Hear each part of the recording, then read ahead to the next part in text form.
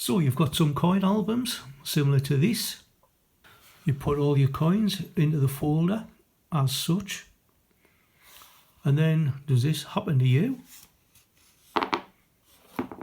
Well, they all fall out. Well, stay tuned because I've got a little bit of a tip for you to actually prevent that from happening. And I'm not going to talk about tight slots, big holes or small holes, otherwise two coiner phrase will have a field day. But in true Blue Peter fashion, I'll take you through step by step. Hello everybody, welcome back to the channel. Got another Monday mix for you. Today is the 30th of September. We'll be coming back to that bit at the beginning a little bit later on the video, but first off, on Wednesday just gone, we did a 50p coin hunt and we did find a Flopsy bunny. Now, it was just a little bit dirty, it was just surface dirt, so a little bit of a soft cloth, and it came up pretty well. But a word of warning, the 50p hunt on Wednesday coming is absolutely atrocious. I wouldn't even bother watching it if I were you. Next up, it's the latest in the Tudor Beasts series. This is the 7th one that's come out, and this is the Queen's Panther. Now, a couple of years ago, we did get the Seymour Panther. As you can see, both exactly the same design just about, it's just been reversed. The only probably main difference is that the Seymour Panther has Jane Seymour's coat of arms there, whereas this one has both Henry VIII's shield of arms and Jane Seymour's. It's all incorporated into one shield. So that is the only difference as far as I can see on the two coins. Design done by David Lawrence. Then of course we've got the Martin Jennings portrait of King Charles III on the obverse. So I think, is there about 10? If it's going to be something like the Queen's beats, we had 10 plus the completer coin, so I don't know if that's going to be the same with those. So possibly we'll maybe get another one of those Tudor Beasts coins later in the year, because it seems like we've had 2 in 2022, 2 in 2023, and 2 dated 2024. And of course this one, the 7th one, is actually dated 2025 at the bottom. And with that we did get a scratch card, and if you've been watching previous episodes you'll know that we only need one, which is the Commonwealth Games Northern Ireland.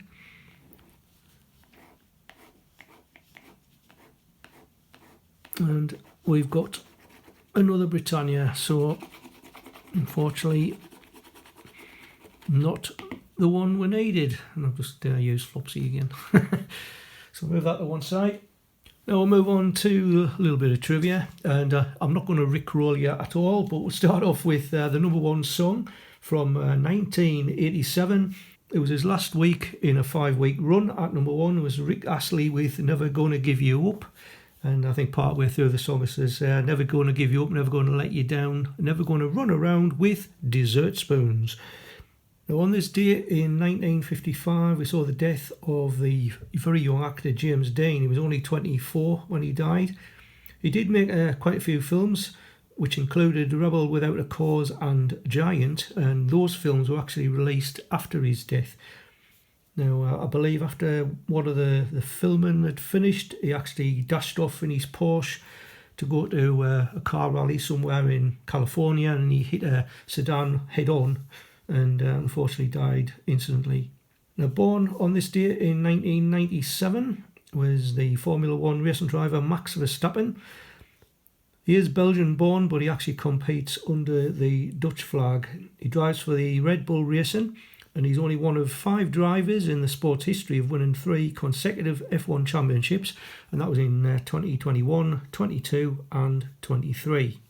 And the only other notable event I'm going to mention this week is the tennis player Martina Hingis, who was born in 1980. And now she only had a short playing career due to a plague of injuries. She actually turned professional at the age of 14, but she did have ankle surgery in 2001, and she did retire originally in 2003, but returned again in 2005. She did actually win the Australian Open in 1997, 98 and 99, the US Open Championship in 1997, and Wimbledon the same year, 1997.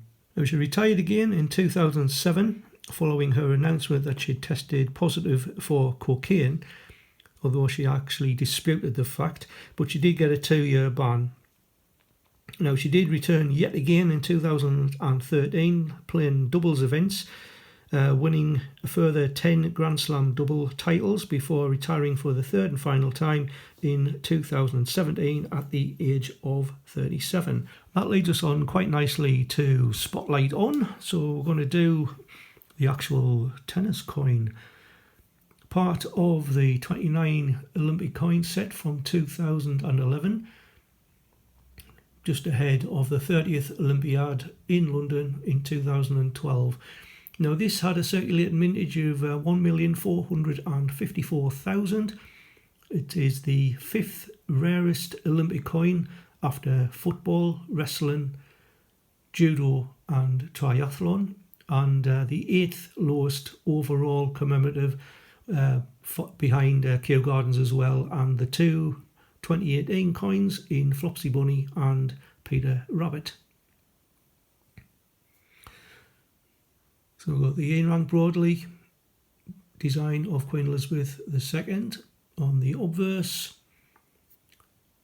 and this design with the tennis net and tennis ball was done by Tracy Baines, and of course we've got the Olympic logo there at the top with the 5 little rings inside the 0. I was under the impression that there wasn't any BU coins made for the Olympic coins. Well, that is incorrect, because there was a BU pack of 144,535 sales, and there was also a BU folder which, along with the other 28 Olympic coins, that sold for 25,759 sales. There's also a gold medal winner pack which had a limit of 2012, obviously, where the sales figures were unknown. It's also been struck in silver, gold proof and gold paid for. So let's move that out of the way. Now, going back to the beginning of the video, I did say there was a method that I can show you to stop coins falling out of these type of albums. I know Paul at Coin Patrol did one some time ago about using some distilled water and a little paintbrush to dust around the inside of those spaces, letting it dry, and of course the cardboard would sort of contract a bit. Now, I have tried that, and to be honest, it didn't really work. But there is another method that I think a lot of people have already used and are aware of, but some of you may not be. And all we need is a sheet of paper, a pencil and a pair of scissors. Yes, Ian Ritchie, I do have some scissors. Right, so what do we do? Right, well, firstly, I'm just going to use this little coaster.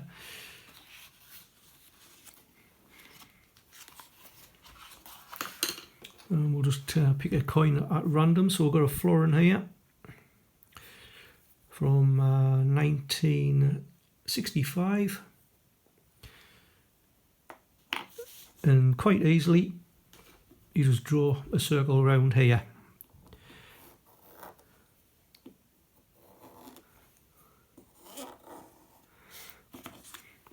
Doesn't have to be perfect. And then all you do is cut that circle out. I'll probably speed this bit up.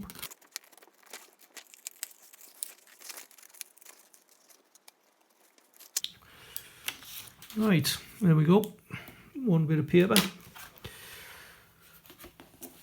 Now, as you can see, these florins aren't at all very secure in this album.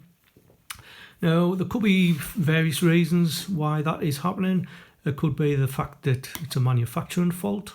It could be the fact that because these are sort of well used albums, because I bought them like more or less second hand, that the spaces have become sort of enlarged over time. Or it could be the fact that the coin has worn somewhat in the past. So the actual bit of paper I've done is slightly bigger than the actual spaces, and you can see with a little lip round here, the paper is actually going to fit in quite nicely. So this one, which one did I have? 1965, I think it was. So make sure we've got the right way up. And all you do is place that over the top.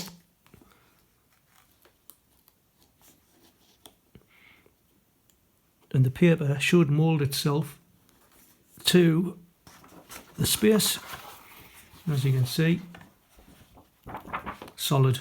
So you can do that with every single coin that you're having the problem with. Now on the other hand, you can have spaces that are far too narrow for the coin to fit in.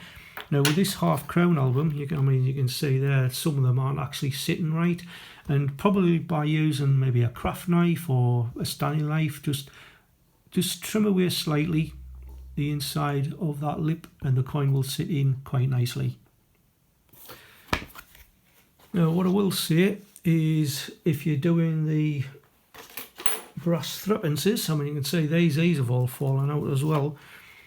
When you come to draw around it, obviously because it is 12 sided, I would make, as you come round the outside, just make a little mark there so you know where the top of the coin is going to be.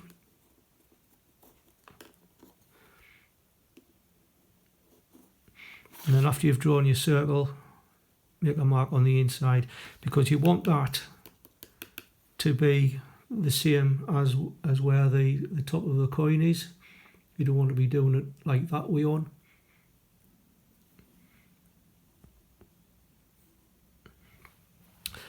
And that is it for today. So like I say, try that method, see if it works for you. It has worked for me, and I know a lot of people is already doing that already. And with paper, it won't damage the coin as well, with it being a natural product. And I've seen coins kept in little sort of paper envelopes to keep the coin safe from damp, etc. So that's it. So let us know, try it out, and if it does work, let us know how it went. Until the next time, keep on hunting, enjoy yourself, and I will see you in the next one. Like I say, don't watch that 50 pence hunt on Wednesday. It's absolutely appalling. But I have got another one coming up on Saturday, so that'll make up for the one that goes up on Wednesday. So until then, see you later. Bye bye for now.